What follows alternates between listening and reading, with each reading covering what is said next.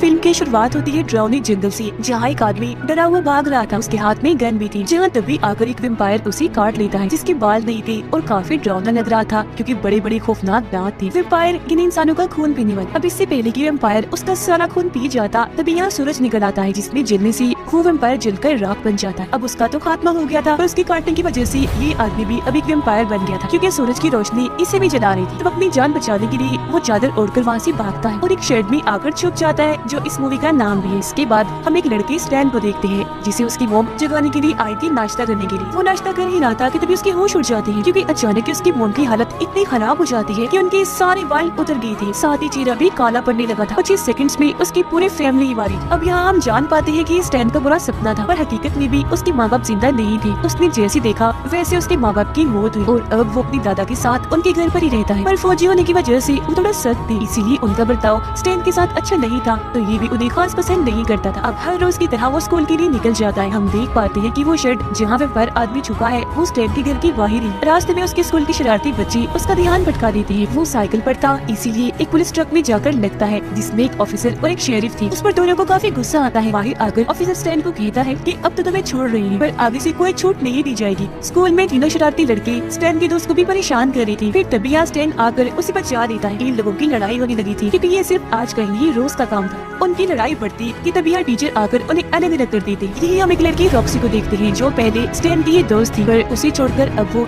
शरारती ग्रुप के साथ मिल गई है। ये अभी भी उनके साथ ही है, जबकि वो लोग उसके साथ अच्छा बर्ताव नहीं करते। स्टैन और उसका दोस्त थोड़ा एंजॉय करने के लिए बाहर आ गए थे। इस बीच उसका दोस्त रॉक्सी को लेकर मजाक में कोई गलत बात कर देता है, जिस बात से स्टैन चिढ़ जाता है, क्योंकि वो रॉक्सी को पसंद करता था। नाराज होकर वहाँ से जाने लगता है। उसका दोस्त कहता है कि तुम एक नंबर के पागल डरपोक इंसान हो। पैसे गाड़ी की लालच में वो तुम्हें छोड़कर चली गई और तुम अभी भी उसके पीछे पागल हो। तब स्टैन कहता है कि मेरे ख्याल में ऐसा कुछ नहीं है, अच्छी जिंदगी गुजारने का सबको हक होता है, इसमें कोई बुराई नहीं है। वो घर जाकर भी रॉक्सी के बारे में ही सोच रहा था कि तभी उसके दादाजी उसे बुला लेते हैं घास काटने के लिए। तो वो अपने डॉग को बाहर लाता है बांधने के लिए, जहाँ तभी अचानक डॉग का बर्ताव बदल जाता है, क्योंकि वो लगातार शेड की तरफ देखकर भौंके ही जा रहा था। स्टैन को गड़बड़ लगती है, इसीलिए वो चेक करने शेड के अंदर जाता है, जहाँ उसे इंसानी दांत मिलते हैं जो सिर्फ वेम्पायर आदमी के थे, क्योंकि अब वो भी पूरी तरह ही वेम्पायर बन गया था। पीछे से आकर वो स्टैन पर हमला कर देता है, लेकिन खिड़की के जरिए जैसे धूप अंदर आती है वो जलने लगा था। स्टैन को छोड़ देता है। मौका देकर वो भागकर बाहर आ गया था और इस तरह से उसकी जान बच पाती है। स्टैन उसे धमकी देने लगता है कि चुपचाप बाहर आ जाओ,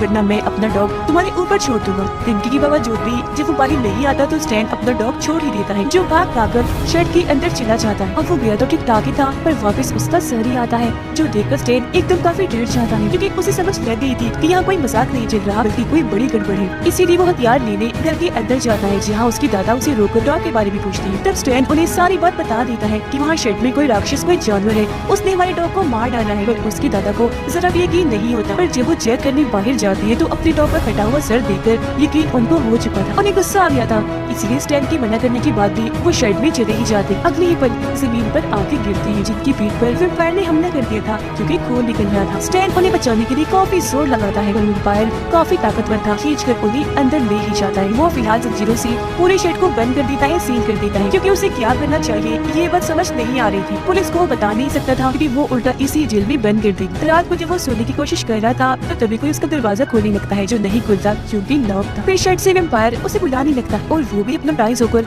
शेड की तरफ जाने लगता है। जैसे ही वो शेड का दरवाजा खोलता है, वेम्पायर एकदम उस पर झपट पड़ता है, लेकिन तभी चौंक उसकी आँख खुल जाती है, क्योंकि ये बस उसका बुरा सपना था। अगले दिन स्कूल में वो सब बुलाने की कोशिश कर रहा था कि तभी उसके पास से रॉक्सी गुजरती है। वो स्टैन को उदास देखकर उसके पास आकर बैठ जाती है। दोनों बातें करने लगते हैं और अपने पुराने वक्त को याद कर रही थी कि तभी यहाँ उन्हें परेशान करने के लिए शरारती ग्रुप का लीडर मार्बल आ जाता है। वो रॉक्सी को चिढ़ाने लगता है कि तुम एक बुज़दिल डरपोक इंसान के साथ बैठी हुई हो।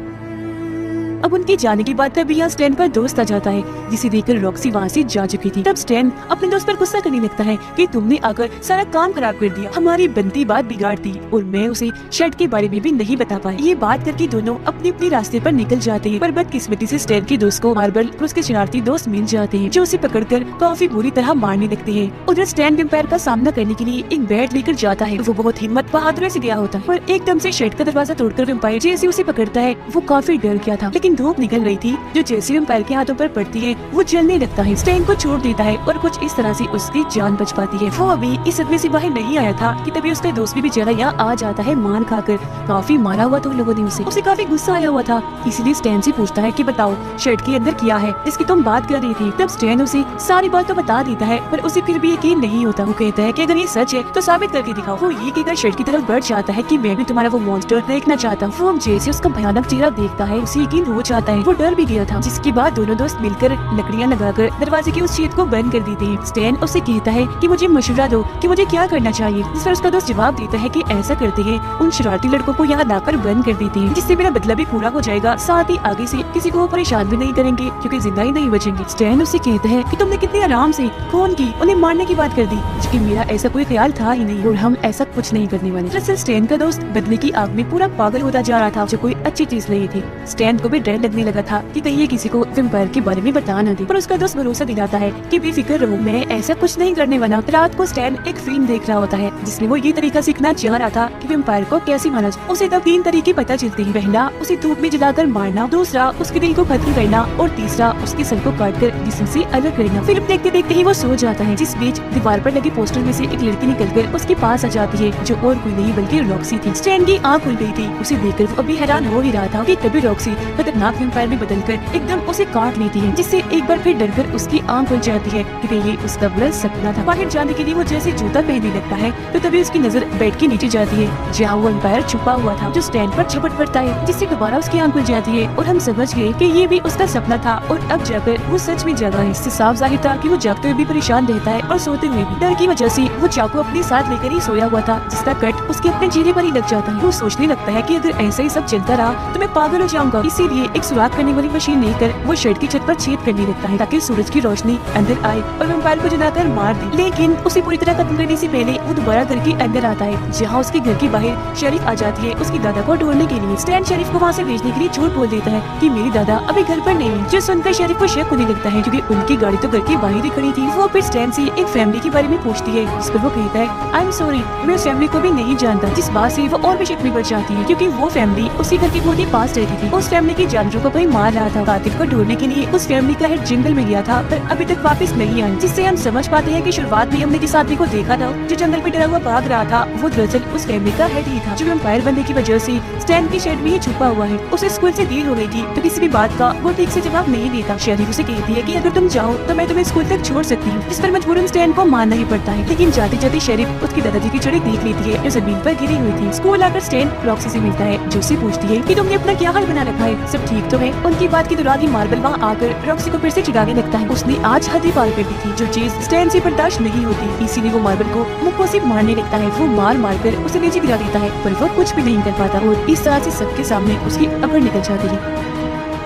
स्टैन को उस पर इतना गुस्सा था कि वो उसे मारता ही जा रहा था। अब इससे पहले वो मार्बल को जान से खत्म करता, टीचर यहाँ आकर उसे रोक लेती है और गुस्से में कहती है कि मैं तुम्हारे बर्ताव से पहले ही काफी परेशान हूँ, लेकिन आज तो तुमने हद ही पार कर दी। अब मैं तुम्हारी दादा के साथ मीटिंग करके सब कुछ बता दूंगा। वो फोन नहीं उठा रही तो तभी मैंने शेरिफ को भेजा है उन्हें लाने के लिए। ये सुनकर स्टैन एकदम काफी घबरा जाता है क्योंकि वो जानता था कि अगर वो शर्ट तक पहुँच गई तो बहुत बुरा होगा। तो वो बगैर सोचे समझे वहाँ से भागकर घर के लिए निकल जाता है और उसके पीछे पीछे मार्बल भी। उधर दरवाजा किसी ने नहीं खोला तो शेरिफ शर्ट की तरफ बढ़ी और जब उसने देखा कि उसे तो अच्छे से सील किया हुआ है तो वो समझ जाती है कि अंदर जरूर कोई ना कोई तो है। तब इधर स्टैन भी आ जाता है जिस पर फौरन शेरिफ गन तान देती है। हालांकि वो उसे काफी समझाने की कोशिश करता है पर वो कुछ भी सुनने को तैयार ही नहीं थी। स्टैन की लाख मना करने के बाद भी वो दरवाजा खोल देती है जिसके अंदर से फौरन वेम्पायर बाहर आकर उसे सजा देता है। उसके गले पर काट कर वेम्पायर फिर उसका वो हाथ भी खींच कर जिसमें से अलग कर देता है जिसमें गन थी। वो खींच कर फिर शेरिफ को तो घर के अंदर ले जाता है जबकि उसका हाथ वही बाहर ही गिर गया था। अभी स्टैन सदमे में ही था कि तभी उसकी परेशानी और बढ़ाने के लिए यहाँ मार्बल आ जाता है। वो उसे कहता है कि मैं अपनी बेइज्जती का बदला लेने आया हूँ जो तुमने सबके सामने मुझे पीटा। स्टैन उसे कहता है देखो यहाँ एक और काफी बड़ी मुसीबत है तो प्लीज अभी सही वक्त नहीं है। पर मार्बल उसकी एक नहीं सुनता और उस पर हमला करके उसे मारता ही जा रहा था। तब उसे बचाने के लिए वहाँ स्टैन का दोस्त आ जाता है जिसने शेरिफ की गन उठा ली थी। उसे देखकर मार्बल थोड़ा डर जाता है क्योंकि बेशक वो थोड़ा डरपोक है, इतना चालाक नहीं है, पर पागलपन के मामले में वो सबसे आगे है। स्टैन उसे रोकने की कोशिश करता है जिसके जवाब में वो कहता है कि अगर तुम बीच में आए तो मैं तुम्हें भी मारने में देर नहीं करूंगा क्योंकि इतने सालों से मुझ पर ये लोग जुल्म कर रहे हैं जिसका बदला मैंने आज लेकर ही रहना है। वो वो फिर गन पॉइंट पर मार्बल को शर्ट के अंदर जाने का कहता है। अंदर जाने से पहले मार्बल की नजर कटे हुए हाथ पर पड़ती है। अब उसे देखकर वो डर तो गया था, लेकिन शर्ट के अंदर तो उसे जाना ही था। वो जैसे अंदर जाता है, वैम्पायर उसे खींचकर उस पर हमला कर देता है। इस वजह से स्टैन अपने दोस्त पर काफी गुस्सा करने लगता है कि तुमने क्या किया, एक बेकसूर की जान ले ली। बेशक वो मासूम नहीं है, पर उसने इतना बड़ा भी गुनाह नहीं किया था कि उसे मार ही डाला जाए। अब उनकी हाथापाई में वो स्टैन को गन से मारकर बेहोश कर देता है, और जब उसकी आंख खुलती है तो वो अपने सामने रॉक्सी को पाता है। कटे हुए हाथ को देखकर रॉक्सी के जहन में भी कई सारे सवाल उठते हैं, पर उसके किसी भी सवाल का जवाब देने से पहले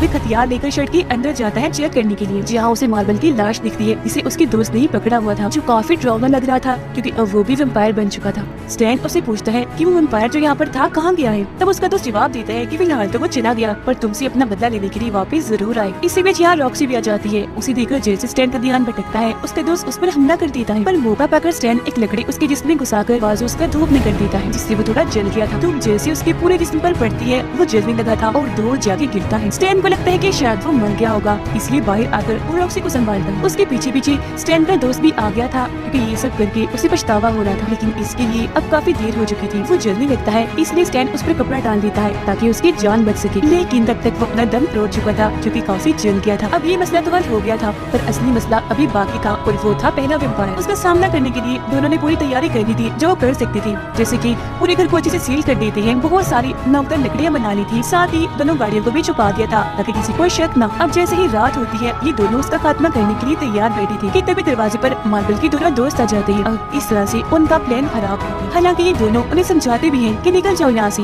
पर वो उनकी एक नहीं सुनते, और फिर तभी यहाँ वो वैम्पायर आ ही जाता है। इसी मार्बल की एक दोस्त ने देख लिया था, उसका दूसरा दोस्त बात नहीं मान रहा था, इसीलिए वो खुद ही अपनी जान बचाने के लिए यहाँ से भागने लगता है, पर वैम्पायर उसे ऊपर खींचकर काफी बुरी मौत देता है क्योंकि उसका सारा ही खून वो निचोड़ चुका था। अब ये देखकर मजबूरन उन्हें दरवाजा खोलकर मार्बल के दूसरे दोस्त को अंदर लाना ही पड़ता है, पर कोई फायदा नहीं था क्योंकि ऊपर वाले फ्लोर का दरवाजा बंद करना रॉक्सी भूल गई थी। और अब वैम्पायर ऊपर आकर वहाँ घूमने लगता है। ये तीनों प्लान बनाती है कि हमें ऊपर जाकर उसे खत्म कर देती है। अपने अपने हथियार लेकर ये ऊपर आती है और वैम्पायर को ढूंढने के लिए अलग अलग हो जाती है, जो उन्हें नहीं करना चाहिए था, क्योंकि तभी मार्बल के उस दोस्त के सामने उसका दूसरा दोस्त आ गया था जो अब खुद भी वैम्पायर था। वो अपने इस दोस्त पर हमला करके इसे भी वैम्पायर बना देता है। रॉक्सी कमरे में जाकर तस्वीरें देखने लग जाती है। पीछे से मार्बल का वैम्पायर दोस्त आकर उसे पकड़ लेता है। उसकी आवाज सुनकर स्टैन जैसे ही जाता है तो बीच में मार्बल की दोनों वैम्पायर दोस्त आ गई थी, तो वो जल्दी से एक कमरे में जाकर उसे लॉक कर लेता है और गन लोड करने लग गया था ताकि उनके सर उड़ा सके। इसी बीच मार्बल के दोनों वैम्पायर दोस्त भी जबरदस्ती अंदर घुस रहे थे, जिससे इसका फायदा उठाकर स्टैन एक ही गोली से दोनों को ढेर कर देता है, क्योंकि गोली उसने पहले वाले के मुंह में मारी थी जो आर पार होकर पिछले वाले के सीने में जाकर लगती है। इस तरह से एक का सर फटकर जिस्म से अलग हुआ था, जबकि दूसरे का दिल। उधर वैम्पायर जैसे रॉक्सी को काटने वाला होता है कि तभी यहाँ स्टैन आ जाता है, जिसने वैम्पायर पर गन डाली हुई थी, पर वो इतना तेज था कि एक ही झटके में स्टैन के पास आकर गन उसे छीनता है और दूर फेंक देता है। तब स्टैन एक कुल्हाड़ी उठाकर उसके कंधे पर दे मारता है, पर इससे भी वैम्पायर को ज्यादा कुछ नहीं होता। वो स्टैन पर भारी पड़ के उसे मार ही रहा था कि बीच में रॉक्सी आकर उस पर गन तान देती है। उसे देखकर वैम्पायर स्टैन को पीछे फेंक देता है और रॉक्सी की तरफ बढ़ने लगता है, तो वो गोली उस पर चलाती भी है, लेकिन कुछ नहीं होता। उसे बचाने के लिए स्टैन एक चाकू